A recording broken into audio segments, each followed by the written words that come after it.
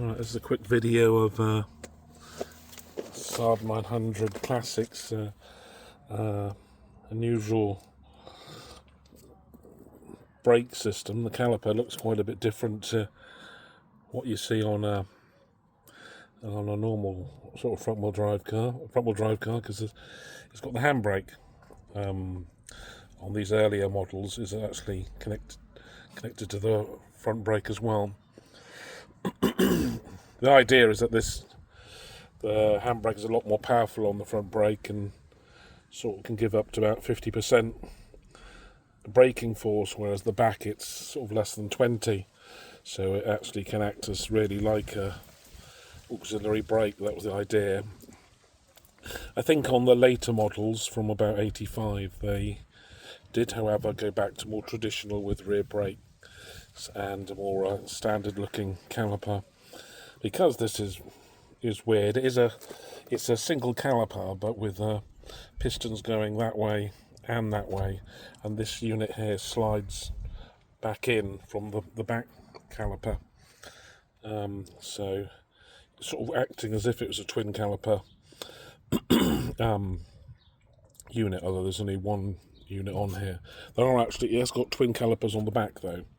The brakes are quite small though, it's only just quite small little pads. This is the rear one that's in there at the moment, but that's just holding it in place.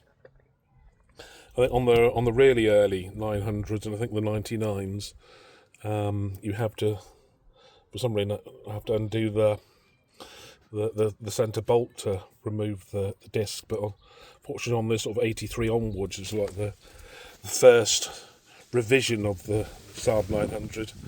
That's no longer necessary, but though you do have to remove this, which is a bit of a bugger. Yeah. So mine it's got sort of two big bolts like they normally have at the back of here, but they are seem to be unusual in size. I don't know if they're 18mm. 18mm sort of needs to be hammered on to fit, whereas 3/4 fits on very well, but I'm not sure if that will burr them off because they were really tight and rusted on really, but they did eventually come out. The other issue with changing it is this, it comes with this little unit where it loops around, then goes onto the caliper unit. So with this little pipe here, the pipe that connects onto the caliper was pretty seized on, and that needed a lot of fluid and eventually grips to actually undo it. It was so tight. But once it started moving, it was fine, and it could go back to a 11mm spanner. I don't know if it's Imperial or these bolts on here really, but the Imperial ones didn't seem to fit any better.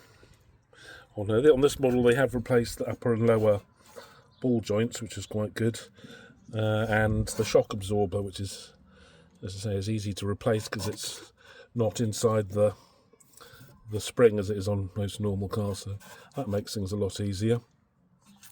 And it's got twin suspension arms. Well, you can see the top one there and the bottom one, unlike more what most cars have really at the front. So that improves the handling, or is perceived to do that really. The spring on here has been revised to a slightly thicker one, I believe, and slightly lower, which does affect the ride quality, which is a little annoying, but it's not too bad. But it's a bit bashy on speed bumps and things. I think that's about it really. So this is the sort of mild facelift at 83 on the sort of along with the engine and also with the brakes. I think there was another revision about 85, 86 where they went to more traditional braking and things really. That's the brakes really. The discs and mobs are all standard. That's simple. It's just here and those bolts at the back are unusual in size.